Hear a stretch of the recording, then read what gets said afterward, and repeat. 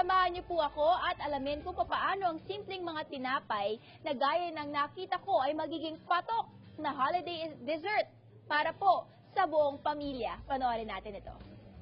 Mga ka-homepage, napaka-exciting na ating pag-uusapan ngayong araw na ito because we're gonna be talking about food.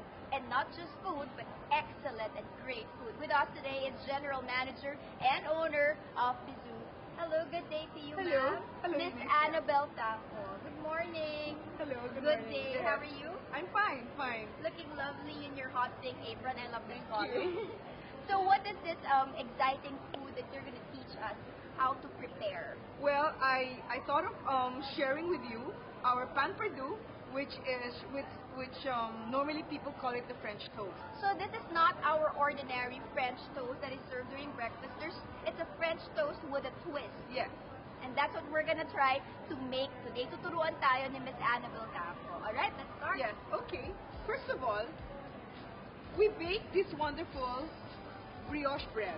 And brioche bread, when you compare it to the regular pan bread, this has like 80% more butter in it. Okay, so I'm gonna do a slice, and you could come and take a close up of it.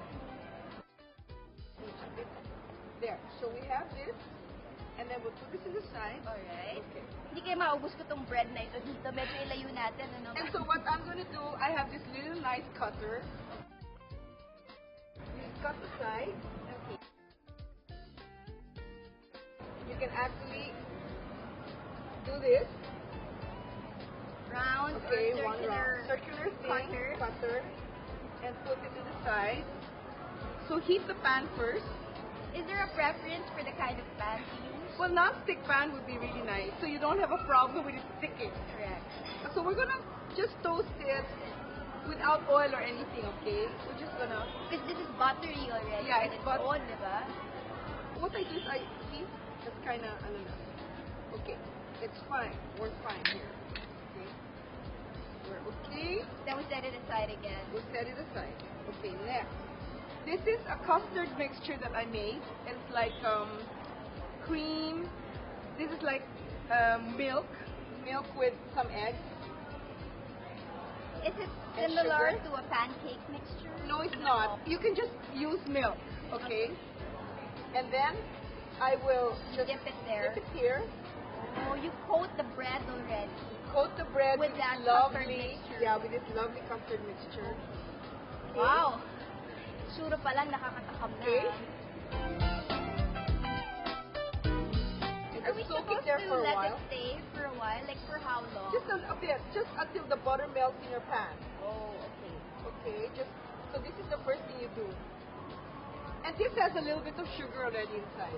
So Okay. nagpapalasa na rin Yeah. siya. Add sweetness to our French toast. Just gonna get a bit of butter. Okay. Is there some sort of fulfillment that you get after cooking or while you're cooking? Yeah, Some sort of especially excitement that this gives you? especially if your guest loves it, and then afterwards you feel like, oh my God, Annie, you know, can we come back and have merienda? I said, sure. Anything that comes from the heart, it will always taste really yummy and delicious. So this is labor of love. Yeah.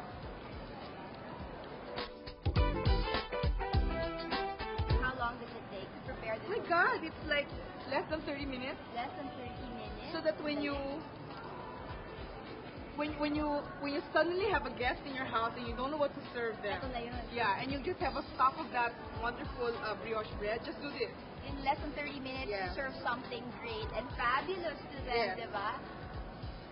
In less than 30 minutes, tikman na natin to. Kami lang pala, mga ka-homepage. Something that you can try at home. Subukan ko hindi lamang para sa mga bisita, maging sa inyong sa buong pamilya. Something to enjoy with the whole family. Yeah. Mga ka-homepage, after less than 30 minutes, it wasn't really exactly 30 minutes, diba? Yeah. Magpe-plating na tayo. Ang plating na tayo. You have a little strawberry syrup, or in this way, the raspberry syrup. After the pan, that we're gonna put it here. Okay. Wow. Okay. And then I have this wonderful strawberry, and then it's like for you and your hobby. One for me, one for you, okay? Para shared. Para Equal, ano, equal. portion. Yeah, equal. And then you have a little, sprinkling of pistachio, chopped pistachio. Wow. That's like, darling, I really love you. This is for you. and then, With so much love. and then you have little leaves that you can put.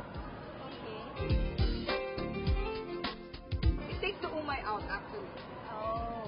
after a heavy meal. There. You can also put this lovely ice cream. Yes.